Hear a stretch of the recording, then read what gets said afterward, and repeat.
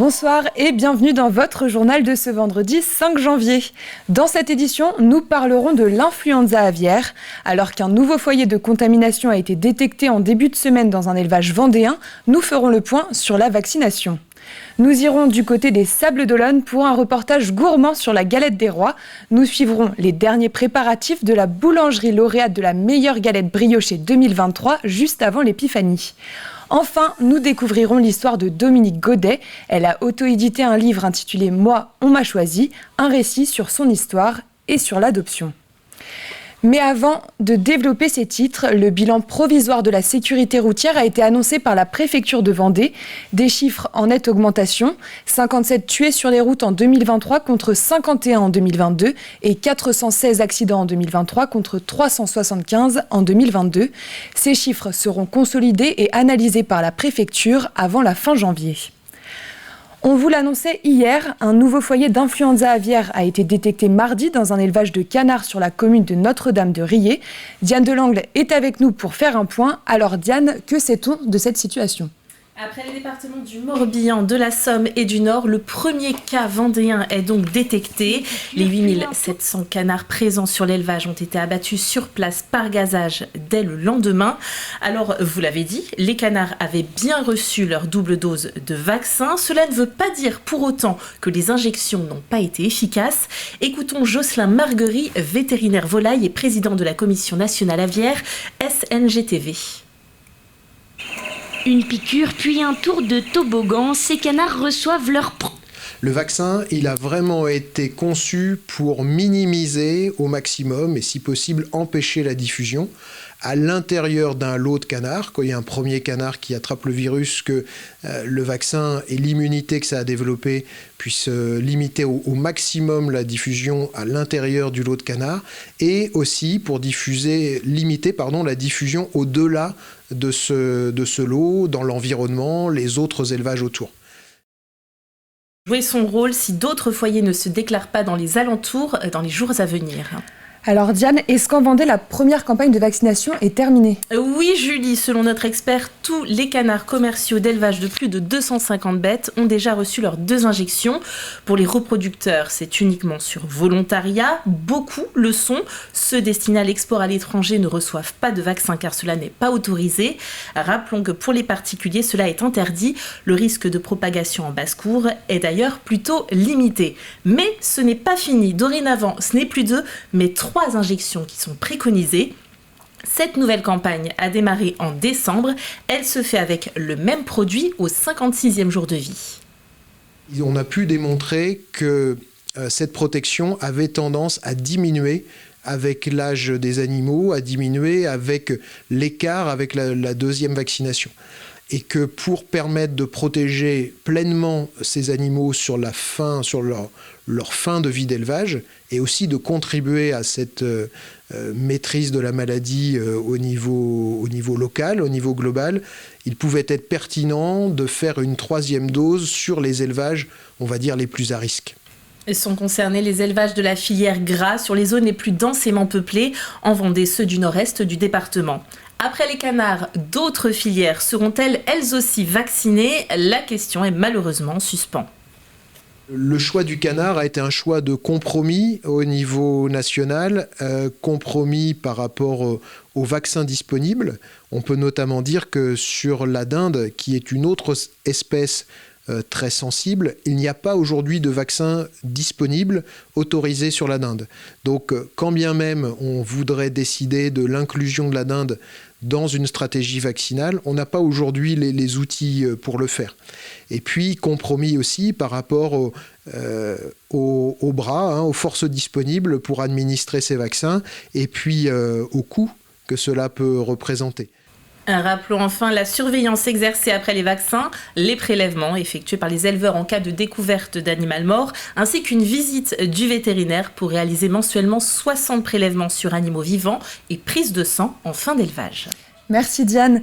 Et nous, on change de sujet. Le parc régional du Marais Poitevin a obtenu le label Ramsar. C'est une reconnaissance internationale qui récompense et valorise les actions de gestion durable dans ces zones humides et elle encourage ceux qui les mettent en œuvre à les poursuivre. Pour obtenir ce label, il faut répondre à 9 critères, notamment celui d'abriter au moins 20 000 oiseaux et des espèces vulnérables menacées d'extinction. Le périmètre labellisé représente 2/3 du Marais Poitevin, de quoi attirer de nouveaux touristes. Pour nous, c'est important, c'est une reconnaissance déjà du rôle et de l'importance de cette zone humide. Ça permet de renforcer une dynamique collective de préservation, voire d'extension de cette zone humide. Et puis par ailleurs, ça a une portée à l'échelle internationale de reconnaissance qui permet d'envisager, par exemple, de doper un tourisme qui est le tourisme ornithologique. Et donc, ça peut participer à augmenter ce tourisme de niche, c'est sans jeu de mots, mais qui est un tourisme important. Parlons à présent de la star du mois. Comme chaque année en janvier, la galette fait son retour et demain c'est l'épiphanie. Donc pour l'occasion, nous nous sommes rendus à la boulangerie chez Lucette des Sables d'Olonne. Leur galette briochée Made in Vendée a obtenu la médaille d'or 2023 au concours de la Fédération départementale de boulangerie-pâtisserie. Regardez ce reportage de Colline Davy. Un coup de pinceau et les derniers détails au couteau, nul doute, c'est l'épiphanie. Et en matière de galettes, les boulangers vendéens ont de quoi se défendre, en preuve, un concours de plus en plus réputé. Le gros week-end arrive. Il y a une dizaine d'années, on avait 5-6 qui sortaient du lot. Maintenant, on en a peut-être 5 qui sont un peu moins bien que les autres, quoi, c'est tout. C'est vrai que ceux qui finissent dans les 5 premiers, tout de suite, il y a un gros impact. Exemple au Sables d'Olonne. Ce boulanger lauréat de la dernière édition est en pleine préparation. Forcément, ça dope les ventes. Et c'est pas rare de voir des clients venir acheter leur galette feuilletée et en voyant qu'on a été primé pour la galette briochée, ils choisissent de goûter aussi la briochée. Ici, tout le monde s'y met. D'un bout à l'autre de l'atelier, ce vendredi, l'objectif, c'est d'avoir 600 galettes prêtes pour le week-end. Les pâtissiers vont plutôt s'occuper de tout ce qui est feuilletage. Et là-haut, en pâtisserie, on les garnit et on les cuit. Et les boulangers s'occupent aussi de la galette briochée auquel on a été primé cette année. La voici d'ailleurs en pleine confection.